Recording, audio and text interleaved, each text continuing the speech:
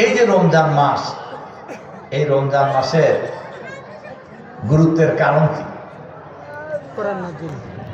হ্যাঁ, এই গুরুত্বের মূল কারণ হলো এই মাসে কোরআন নাজিল করা হয়েছে। শাহরু রমজান আল্লাযী উনজিলা ফীহিল কোরআন, এই মাসটা হলো সেই মাস যে মাসে কোরআন শরীফ নাজিল করা হয়েছে। সুবহানাল্লাহ। রোজা আগেও ছিল কি না? তখন কি এত দাম ছিল না? তাহলে রোজার দাম বেশি না কোরআনের দাম বেশি?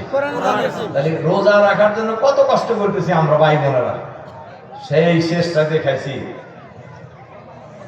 খাওয়ার পরে আপনার বৈধ স্ত্রী আপনি ব্যবহার করতে পারতেছেন না, আপনার হালাল খাবার আপনি কি খেতে পারতেছেন? বলেন পারতেছেন? কার নির্দেশে? ধরেন রোজার আর ইফতারির আর 8-10 মিনিট বাকি আছে।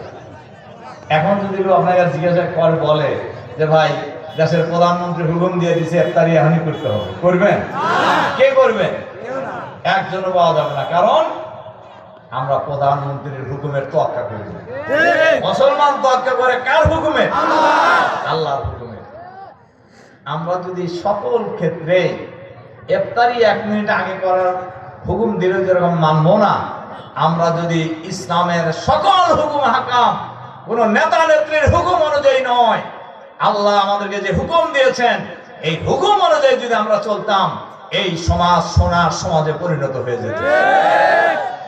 এই সমাজে কোনো চাঁদাবাজের খবর থাকতো না, কোনো দুর্নীতিবাজের খবর থাকতো না, কোন ঘুষখোর সুদখোরের কোন অবস্থান সমাজে থাকতো না। সম্মানিত সুধী মণ্ডলী, প্রসঙ্গক্রমে অনেক কথা মনে আসে, সব কথা তো পাওয়া যায় না সব জায়গায়। আমাদের এখনকার সরকারের একজন মন্ত্রী শপথ নিয়েই কইছে, আমরা সমঝোতার ভিত্তিতে যদি টাকা নেওয়া হয় তাহলে এটা দুর্নীতিও করবে, চাঁদাবাজি হবে না। কোন আপনি ওনারা যে বাংলাদেশের মানুষকে কি মনে করতেছে, এরা কিন্তু জানে ক্ষমতায় কেমনে আছে, জানে না? খুব ভালো করে জানে। কাগারের সমর্থন নিয়ে, কাদের সহযোগিতা নিয়ে ক্ষমতায় আছে সব জানে, তারা সবই জানে। তারপরে দেখেন তো এইভাবে কেউ বলে মানুষকে, হ্যাঁ এত ব্যাপক, মানুষকে এত বোকা। আমাকে একজন বলতেছিল, খুব গুরুত্বপূর্ণ লোক, মানে এত রেগে গেছে, বলতে ওরা বাংলাদেশের মানুষকে বোধাই মনে করে, মানুষ কিছুই বোঝে না। মানে আলাপ আলোচনা করে যদি নেয় তাহলে আর ওরা চাঁদাবাজি হবে না। সম্মানিত সুধী মণ্ডলী, আমি আজকে এগুলো বলবো না। আমি যে কথা বলে আমার কথা শেষের দিকে যেতে চাই,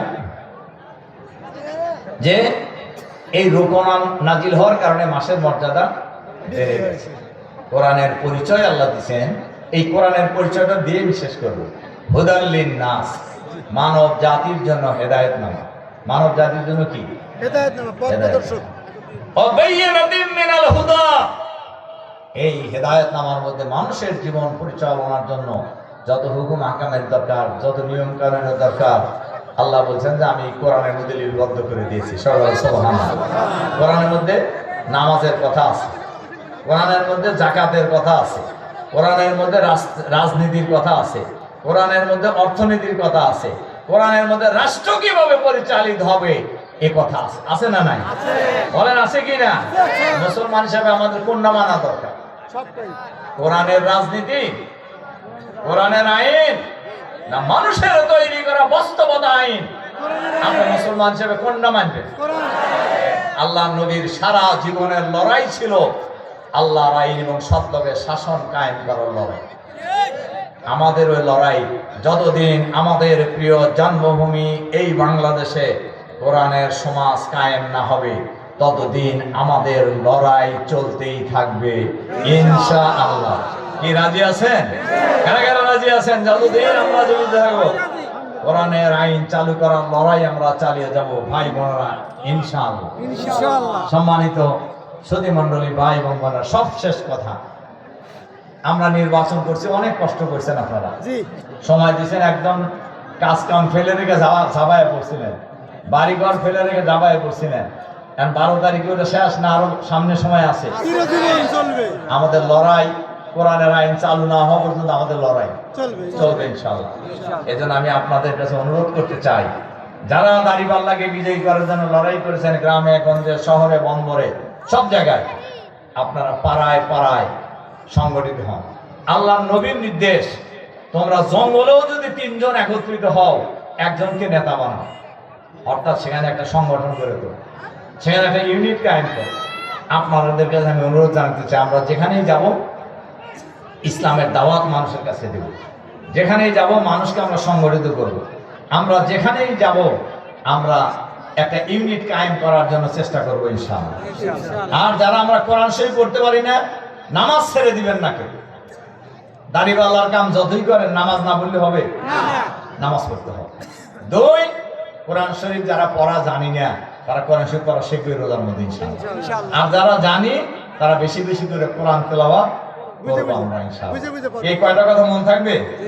হ্যাঁ, আল্লাহ তাআলা আমাদেরকে সেই তৌফিক দান করুন। এই কয়টা কথা বলে আপনাদের প্রতি আবারও আন্তরিক সালাম মোবারকবাদ জানিয়ে আপনাদের সুস্বাস্থ্য এবং সার্বিক মঙ্গল এবং কল্যাণ কামনা করে আমার কথা শেষ করছি। দোয়া হবে, এর মধ্যে আমাদের এই যে ছোট ভাইরা তোমরা ইফতারি দিয়ে দিবে সবাইকে, এখন দোয়া হবে।